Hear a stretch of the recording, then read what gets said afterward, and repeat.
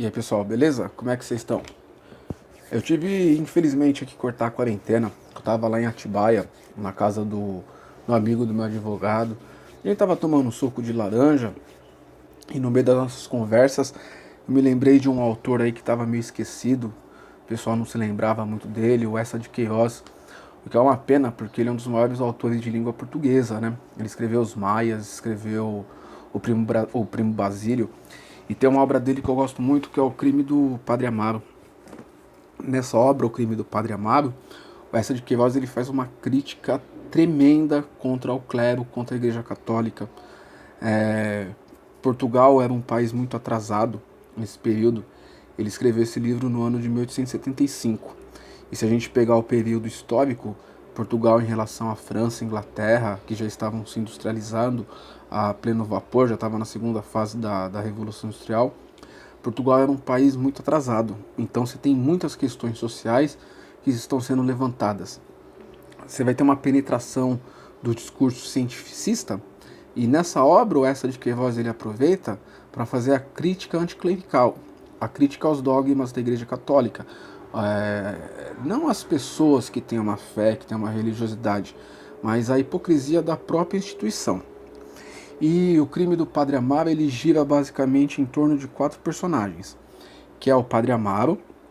Esse Padre Amaro ele perdeu a mãe logo no parto, e a sua mãe tinha um sonho que ele fosse um padre. E só que o que vai acontecer? Ele tem uma infância que é meio complicada, porque ele cresce numa casa cheia de mulheres. Essas mulheres faziam brincadeiras com ele ficava escondido debaixo do vestido dessas moças, elas andavam seminuas na casa. E ele desde pequeno já teve uma sexualidade muito aflorada. No livro, que é narrado em terceira pessoa, dá a entender que ele não tem aptidões para a vida clerical, para a vida religiosa. Mas enfim, ele cresce nesse ambiente. Quando ele se faz jovem, quando ele já é adolescente, ele vai para o seminário, ele vai estudar. E ele vai ter um choque, porque o seminário é muito rigoroso, é muito rígido e é muito diferente da vida que ele tinha tido até então. Nesse seminário, ele vai conhecer um Cônego Dias, que vai ser seu professor de ética e moral, na qual ele vai ter uma grande admiração, né? E ele vai estudar. Quando ele se faz padre, ele vai para uma cidade, Leiria, ele vai assumir uma paróquia. E qual é a surpresa dele? O seu superior vai ser o Cônego Dias. E o Cônego Dias faz com que ele vá morar na casa da Joaneira. Essa senhora, ela era considerada uma santa, uma pessoa com uma moral muito elevada, uma pessoa muito certa, o que hoje nós chamaríamos de pessoa de bem. E ela tinha uma filha, a Amélia. A Amélia, ela era muito inocente, por assim dizer. E o que vai acontecer? O que vai se desenrolar? O Amaro, ele vai começar a ter desejos pela Amélia. E a Amélia, na época não, né? No livro, ela era noiva, o José Eduardo, que a respeitava muito. Só que o Padre Amaro, ele começa a ter desejos por essa garota, pela Amélia, e ele fica nessa contradição entre a vida religiosa e seus desejos carnais. Nesse primeiro momento, ele consegue conter, ele controla os seus desejos. Só que num determinado momento da obra, ele chega em sua casa e o que ele vê? Ele vê o Cônego Dias, que era essa pessoa de bem, essa pessoa que ele respeitava, essa pessoa que ele admirava, seu professor de ética, de moral, e ele está no quarto com a Santa Joaneira fazendo. Acho que vocês entendem o que eles estavam fazendo, né? E isso vai ser um choque pro Amaro. A partir desse momento, a obra vai se desenrolar e ele começa a ter uma relação com a Amélia. Manipula muito a Amélia também. E nessa relação, depois de um tempo, o que acontece? A Amélia, ela é engravida. E isso seria um absurdo para a época. Você imagina um padre engravidar uma moça. O que o Amaro ele faz? Ele fica confuso e ele vai se recorrer justamente a quem? Ao Cônego Dias, que na sua máxima hipocrisia vai fazer uma severa crítica. Como é que você pode? Você é um padre, você engravida, menina. Só que o Amaro, ele sabia, ele tinha esse segredo, que a Joaneira e o Cônego Dias tinham também um relacionamento. Então, o que que vai fazer? O Cônego Dias, ele tinha uma irmã que morava relativamente longe da cidade, e ele vai afastar essas duas pessoas da vida do Padre Amaro. Ele manda essas pessoas para longe.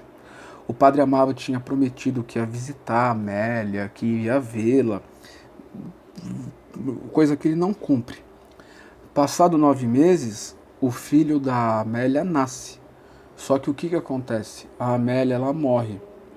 O Padre Amaro, para ele, isso aí vai ser um alívio, porque tira um peso social. E você imagina se as pessoas soubessem que um padre engravidou uma garota. A menina morreu, ele vai pegar. E é muito interessante porque ela é inocente, mas ela se sente culpada. Ela tem o pecado, ela se sente culpada pelo que ela fez, né? Então você tem essas contradições na obra. O Amaro extremamente manipulador, a Amélia inocente, que acaba se entregando aos seus desejos. Então é muito bacana você ver na obra toda essa evolução. O começo do livro eu acho um tanto quanto chato, mas se continuar, a obra vale a pena. E o Amaro pega essa criança e entrega para uma que nós chamávamos de tecedeira dos anjos.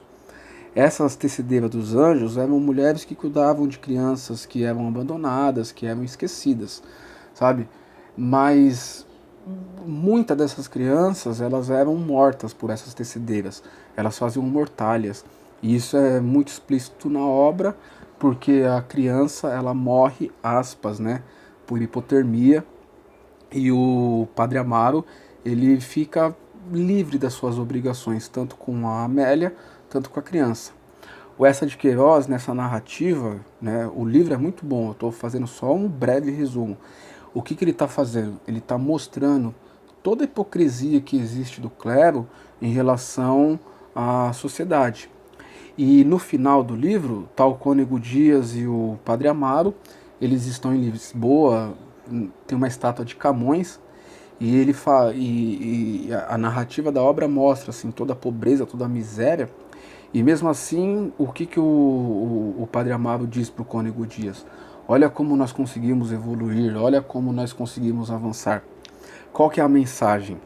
A mensagem é da hipocrisia da instituição católica, que face a toda a pobreza, toda a miséria do povo, ainda se mantinha no poder, atendendo aos seus interesses particulares, aos seus interesses específicos. Então aí, se vocês gostaram do vídeo, aproveita, pega o livro, antes que se esqueça de novo, antes que sumam de novo com Queiroz, pode ser que aconteça, mas é um livro muito bacana. Beleza, pessoal? Falou!